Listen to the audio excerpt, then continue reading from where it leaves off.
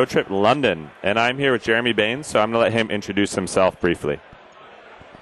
Hi, my name is Jeremy Baines. I run a startup business called boxedup.com. Recently, we rebranded. We were previously called gifttagging.com, and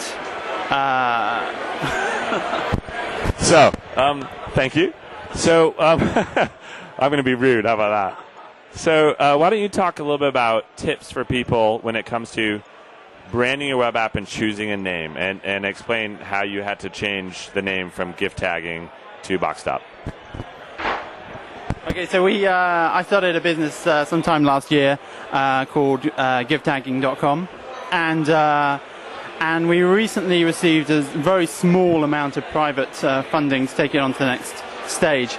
And at that time, we decided that we wanted to rebrand the site, give it a new name. And one of the reasons that we wanted to do this was that we felt we were very limited by the name that we'd chosen. We'd chosen, a name that tied us down to specifically gifts and tagging, in the sense that it was quite geeky. It's a geeky word associated with, techies, or something that's not quite accessible to a large audience.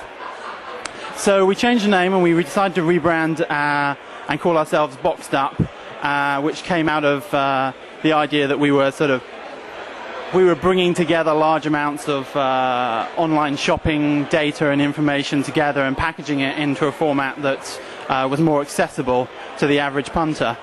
And I guess one of the biggest problems we had was that we have so many different in which we work on. We have a Facebook application, we have a Mac OS X widget, we have a Flash widget, and there's so many different areas needed to be rebranded, and we didn't realize this until we sort of started to uncover this. We did the site, and that was relatively easy, and there was a lot of changes, a big facelift. But really the large amount of work was in all the small little bits that we hadn't thought about, that just add up.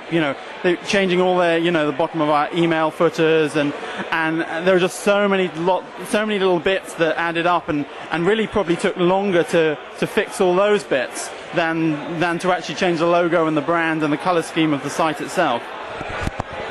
So it was obviously a painful process and took some time.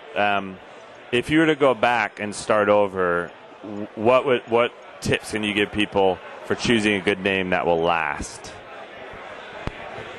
I think it's really important to choose a name that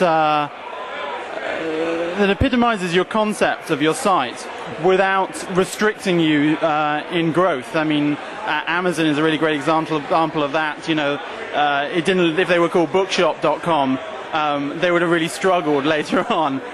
So I think that it's really important, although, to choose a name that's appropriate and that captures your concept and captures people's imagination. At the same time, you want a name that gives you the flexibility to jump ship and change concept or move slightly, which is inevitably something that you will do as a startup business. Thank you very much, sir.